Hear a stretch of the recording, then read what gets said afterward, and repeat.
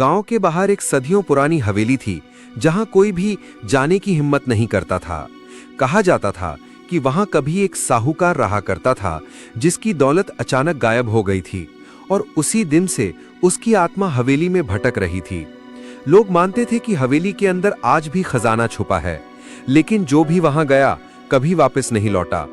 एक दिन गांव के कुछ युवक शर्त लगाकर उस हवेली में दाखिल होते हैं। अंदर कदम रखते ही हवेली की भारी लकड़ी का दरवाजा अपने आप बंद हो जाता है। चारों तरफ अंधेरा, टूटी हुई दीवारें और छत से लटकते जाले। अचानक ऊपर वाली मंजिल से किसी के भारी कदमों की आवाज गूंजती है।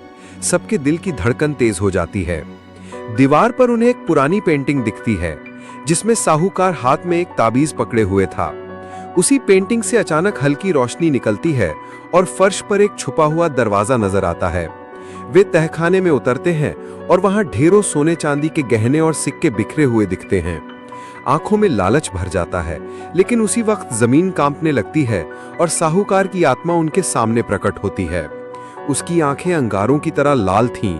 वो गरजती आवाज में कहता है, ये खजाना लालचियों के लिए नहीं है। जिसने इसे छुआ उसकी आत्मा हमेशा यहीं कैद हो जाएगी। डर के मारे सब भागने लगते हैं, लेकिन एक युवक गहने उठाता है और उसी पल पत्थर का बुत बन जाता है। बाकी युवक समझ जाते हैं कि खजाना श्रापित है। तभी एक युवक साहस जुटाकर पेंटिंग में दिखा ताबीज उठा लेता है और उसे आत्मा की ओर बढ़ाता है। पूरा तहखाना सुनहरी रोशनी से भर जाता है और आत्मा धीरे धीरे गायब हो जाती है। हवेली के दरवाजे अपने आप खुल जाते हैं।